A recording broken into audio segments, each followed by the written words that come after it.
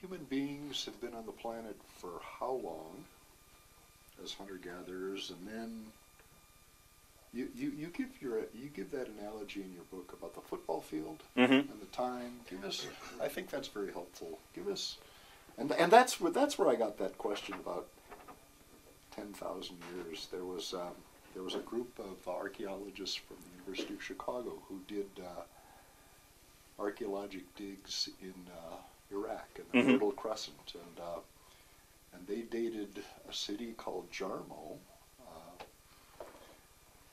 as 10,000 years old, right? As the origin of the first agriculture, organized agriculture. And the reason I know that is that was my uncle. Okay. Did that. It was Bob and Linda Braidwood from the University of Chicago, and oh, they cool. wrote a book called Digging Beyond the Tigris. I had a chance to go to the Fertile Crescent when I was 11 on a dig, and I didn't because I didn't want to leave my Little League baseball team. And that was really a dumb thing to do. So should have at least been a girlfriend in there or something. No. So yeah. So yeah, give us a sense of, you may be using that football field analogy if you want, about the time that you're talking about, the vast expanse of Sure, and I've got to give credit to my mentor, Lauren Cordain. He's the guy that I think first put this idea into my head. And so if this is an end-zone to end-zone football field, and if the totality of this is represented with a timeline that's, say, 3 million years, like we'll say the emergence of Homo erectus, and you know, this is 3 million years ago, this is current day. If we get up to about here, maybe even about right there, then we're talking about the beginning of agriculture for most, you know, for some folks on the planet, you know, the earliest dates of consistent agriculture. They keep pushing back some transient grain use, you know, maybe like 100,000 years, where when it's in season they would collect it and use it. But there's this concept in evolutionary biology, optimum foraging strategy, which is basically how much energy do you spend going out and trying to procure something relative to what do you get back.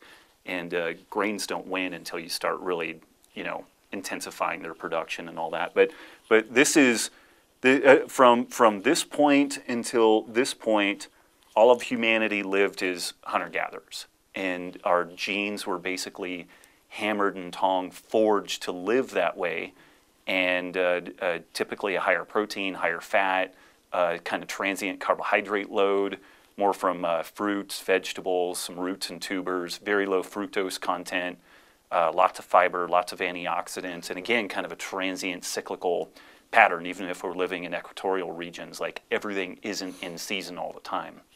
So we move all the way up to here, and I mean, it drops off. There's a movie right now, In Search of the Perfect Human Diet, where my mentor, Lauren Cordain, is interviewed, and he's actually out on a football field. And the point at which the agriculture or the industrial revolution happens, if this is the end zone, you know, if this spot is actually this line right here, he gets in and puts a thumbnail there. And, you know, it's less than that when you scale this out. That's how long that we've had to adapt to, you know, high fructose corn syrup, vegetable oils, 24-hour shopping networks, you know, changed photo period and all the rest of this stuff. And the amount of change both in sleep, exercise, and food patterns is just unparalleled. We've never seen anything like that before. And I think that that's why we see the wheels falling off of our medical situation so powerfully, because we have all of these factors going in that change the way our genes act, the way that our metabolism works, and it's not very healthy for us. It's not working very well. And we're not going to adapt our way out of this. Like, we need to figure out some way of modifying our day-to-day behavior to make this a tenable situation. You know, I mean, I don't think any of us wants technology or civilization to go away. You know, the opposite is not really appealing, but we need to figure out some way to take everything that's good about what we're doing, but then look back and figure out, okay, maybe we can change a few parameters and have a lot better outcomes overall, and not bankrupt our society in the process, dealing with all the problems that we're generating from living in this genetic evolutionary discordance.